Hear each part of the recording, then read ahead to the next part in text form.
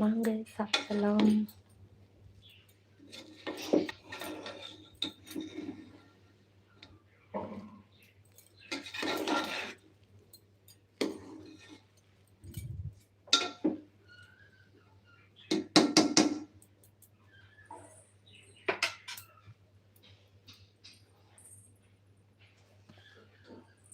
Kamaraj bro, thank you. Good morning. இன்றைக்கி திருவாதிரை சாமி கும்பிடணும்.